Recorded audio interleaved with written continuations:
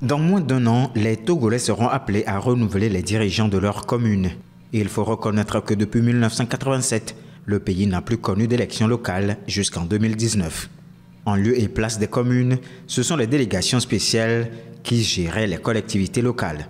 Les délégations spéciales et la commune n'étant pas les mêmes choses, la gestion des communes a été approximative sur tous les plans, avec en toile de fond la méconnaissance des textes qui réglementent la gestion des communes.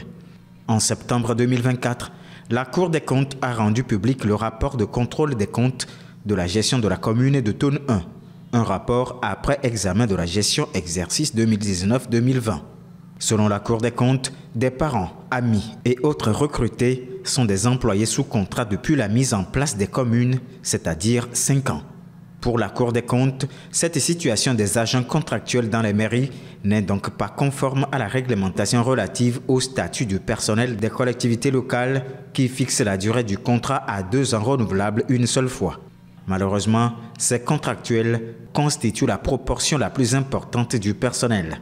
Un autre problème reproché aux administrations municipales est la non-performance à cause du déficit de formation du personnel. La Cour concède que le diplôme est une condition dans la recherche de la qualité. Cependant, il ne suffit pas. L'agent recruté sur diplôme doit être encore formé.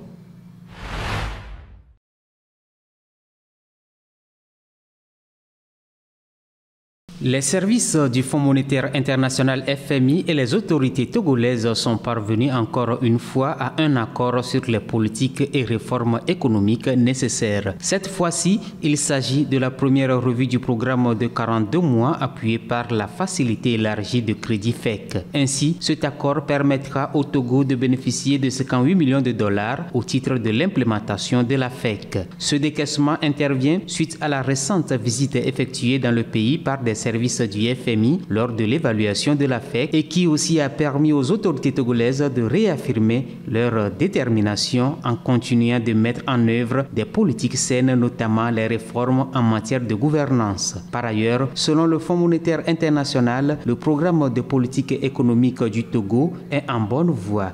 La croissance économique réelle du pays a atteint un taux de 5,3% en 2023 et devrait s'élever à 5,6% en 2024-2025. L'inflation, quant à elle, continue à ralentir. En septembre dernier, elle était à 3,6%.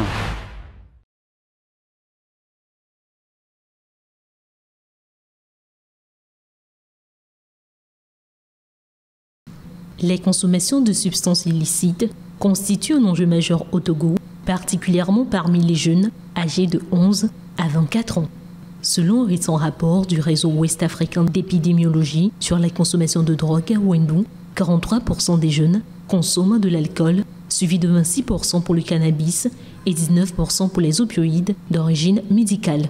La marijuana, ainsi que des drogues de synthèse telles que le tramadol, le crack et bien d'autres encore, sont particulièrement courantes dans les quartiers populaires et les lieux de loisirs.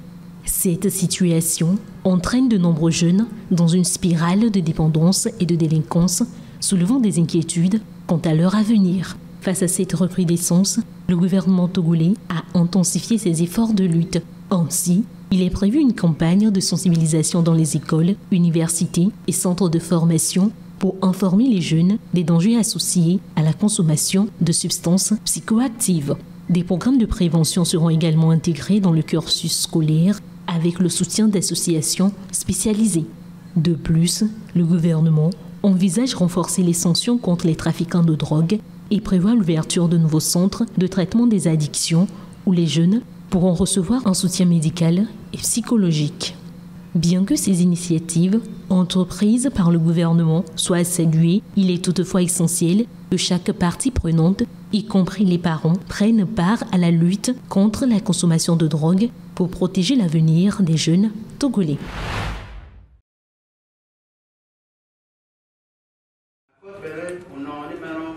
L'ex-commandant de l'armée de résistance du Seigneur LRA en Ouganda, Thomas Koueyelo, a décidé de faire appel de sa condamnation prononcée vendredi.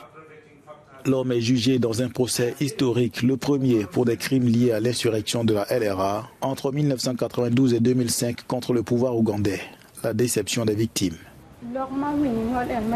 La peine de 25 ans que j'ai entendue aujourd'hui est très peu pour nous les victimes. Nos biens qui ont été détruits, les enfants que nous avons ramenés de captivité, nous souffrons vraiment. Cette peine encouragera d'autres personnes qui veulent déclencher la guerre, à savoir qu'en Ouganda, après avoir commis des atrocités, vous finirez par écoper d'une peine légère. Les avocats de Thomas Kweyelo ont reçu injonction de leurs clients de contester la décision de justice. La défense évoque des peines illégales et promet de ne pas en rester là.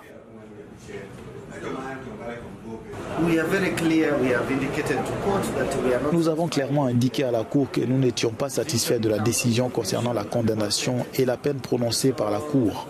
Après consultation avec le client, il nous a demandé de faire appel et nous allons officiellement faire appel. Il y a des questions que nous estimons être des questions de droit. Nous ne voulons pas dire ici à la caméra que nous estimons que les peines sont illégales, mais nous allons plaider devant la Cour d'appel.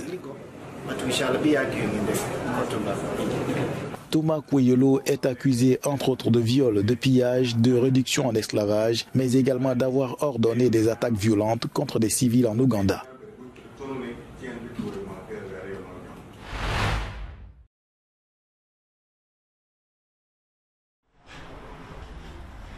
Une start-up kenyane tente d'améliorer la vie des personnes handicapées en leur fournissant des moyens de transport sûrs et fiables.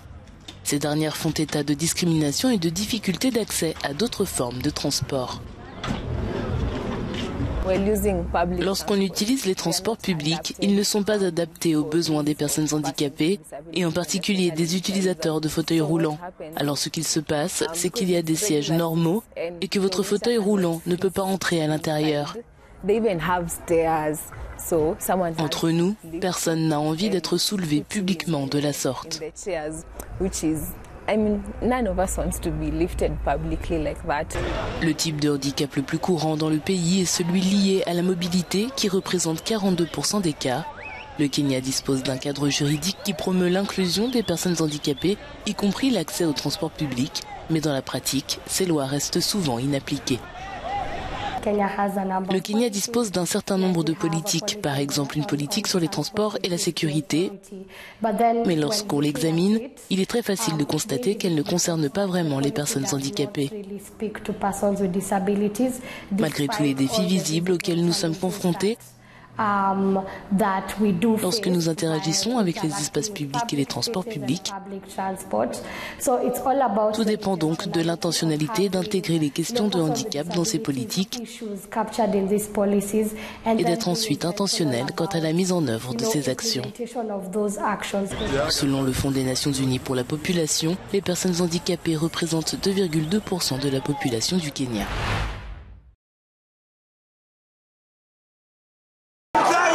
Le feu dans les rues de la capitale.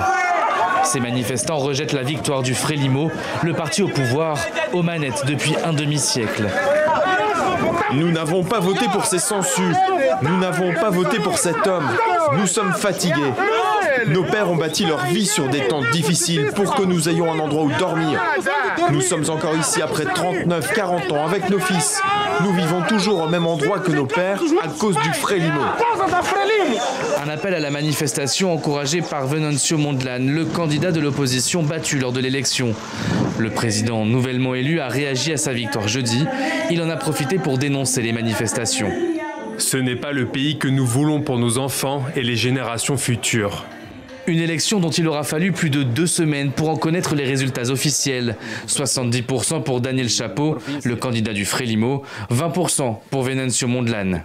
À 47 ans, Daniel Chapo devient donc le premier président né après l'indépendance du Mozambique et le premier à n'avoir pas été un combattant du Frélimo pendant la guerre civile qui a eu lieu entre 1977 et 1992.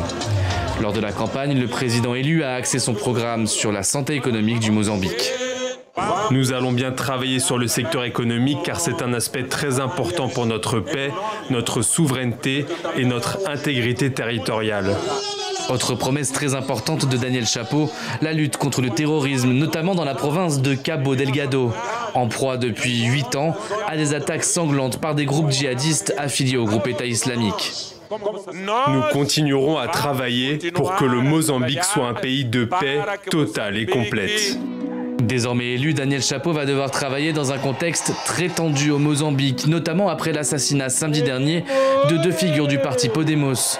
L'opposition accuse le pouvoir d'avoir ordonné leur exécution, des accusations démenties par Daniel Chapo lui-même.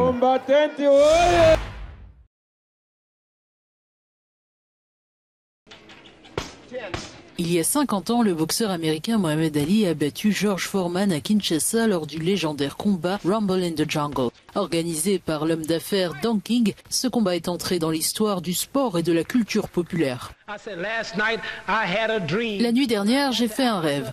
Quand je suis arrivé en Afrique, j'ai entendu un grondement d'enfer. J'ai d'abord dû botter le derrière de Tarzan parce qu'il prétendait être le roi de la jungle. J'ai lutté avec des alligators, j'en ai décousu avec une baleine, j'ai menotté la foudre et mis en prison le tonnerre. Vous savez que je suis méchant. La semaine dernière, j'ai assassiné un rocher, blessé une pierre, fait hospitaliser une brique. Je suis si méchant que je rends la médecine malade. Je suis si rapide que je peux courir à travers un ouragan sans me mouiller. Lorsque George Foreman me rencontrera, il paiera sa dette. Je peux noyer un verre d'eau et tuer un arbre mort. Attendez un peu de voir Mohamed Ali. Cette rencontre entre Mohamed Ali et George Foreman s'est déroulée le 30 octobre 1974 à Kinshasa, capitale de l'actuelle RDC et qui se nommait à l'époque Zaïre. Ali avait été détrôné de son titre de champion du monde des poids lourds en 1967 pour avoir refusé de se rendre au service militaire pendant la guerre du Vietnam. Ce match est devenu un symbole des espoirs d'indépendance en Afrique et du Black Power aux États-Unis. Rumble in the Jungle a fait de Mohamed Ali une icône de la lutte pour les droits civiques et la justice sociale.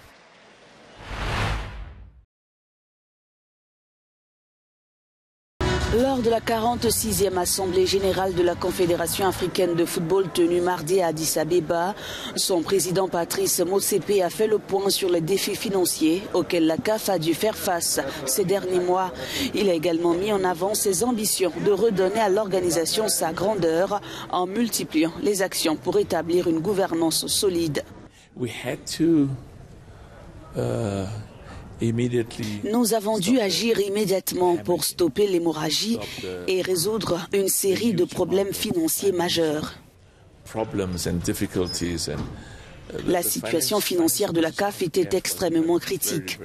En parallèle, il était indispensable de mettre en place une gouvernance solide, d'introduire des pratiques éthiques et de garantir la transparence avec des audits conformes aux standards internationaux. Nous avons fait des progrès significatifs avec plus de 50 millions de dollars dépensés rien que pour les compétitions au cours de l'année dernière. Ce montant grimpe à près de 100 millions si l'on inclut les 50 millions de dollars payés à l'Agadir Sport pour régler un ancien différend hérité d'un contrat passé il y a de nombreuses années. Patrice Motsepe a également souligné les avancées significatives du football africain et exprimé son espoir de voir un jour une nation africaine décrocher le trophée le plus prestigieux du football mondial, la Coupe du Monde.